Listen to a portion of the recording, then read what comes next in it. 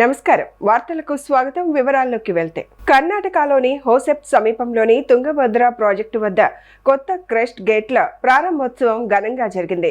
ఈ కార్యక్రమంలో CR Patil, decay Shivakumar, Revanth Reddy, Chandrababu Naidu పాల్గొని నూతన గేట్లను ప్రారంభించారు।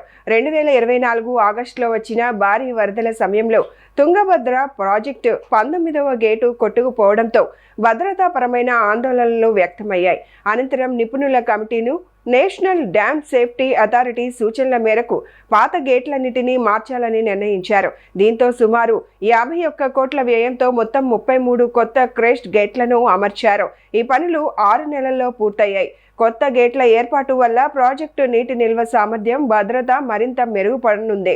కర్ణాటక, తెలంగాణ, ఆంధ్రప్రదేశ్ రాష్ట్రాల జల వనరుల శాఖ మంత్రులు, ఎంపీలు, ఎమ్మెల్యేలు, అధికారులు కూడా ఈ కార్యక్రమంలో పాల్గొన్నారు।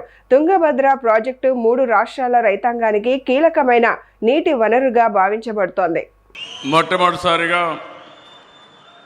తుంగభద్ర తల్లికి ముందుగా శిరస్సు వంచి నా నమస్కారాలు తెలియజేస్తున్నా।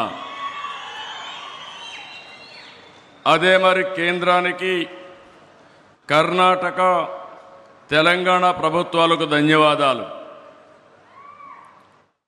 తుంగా పానం, గంగా స్నానం, అది ఒక సామెత, చాలా ప్రసిద్ధి।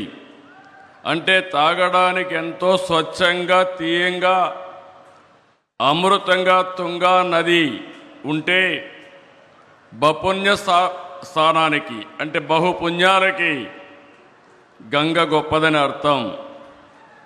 తుంగ, భద్ర విడివిడిగా జన్మించిన 2 నదుల కలయిక తుంగభద్రగా మారి 3 రాష్ట్రాల్లో లక్షల మందికి జీవనోపాధి కల్పిస్తున్నాయంటే ఇది మన అదృష్టం అని చెప్పి కూడా నేను మీకు తెలియజేస్తున్నా। అలాంటి డ్యాముకి 19వ గేటు కొట్టుకొని పోతే ఇమ్మీడియట్గా ఆంధ్ర నుంచి మేము స్పందించడం, ఈనాటి ముఖ్యమంత్రి ఆనాడు ఇరిగేషన్ మంత్రిగా ఉండి చాలా చొరవ తీసుకొని ఇమ్మీడియట్గా స్పందించారు। వారిని మనస్ఫూర్తిగా అభినందిస్తున్నాను। ఇది 70 సంవత్సరాలు చరిత్ర కలిగిన ఒక ప్రాజెక్టు। ఈరోజు ఆ గేట్లు మార్చాం।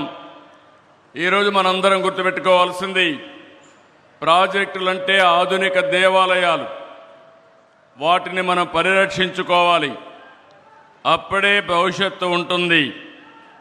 ప్రాజెక్టు నిర్వహణ బాగుంటేనే భవిష్యత్ తరాలకు భరోసా ఉంటుంది।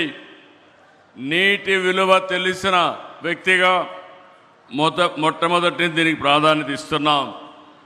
కర్ణాటకతో కలిసి 50 కోట్ల రూపాయల అంచనాతో పనులు ప్రారంభించాం। 42 కోట్లు ఖర్చు పెట్టాం। ఈ ఒక్క గేటే కాదు, 33 గేట్లు బాగా రిపేర్ చేస్తే బాగుంటుంది, రీప్లేస్ చేద్దామంటే ఇమ్మీడియట్గా మంత్రి గారు, శివకుమార్ గారు దాన్ని ముందుకు తీసుకెళ్లారు।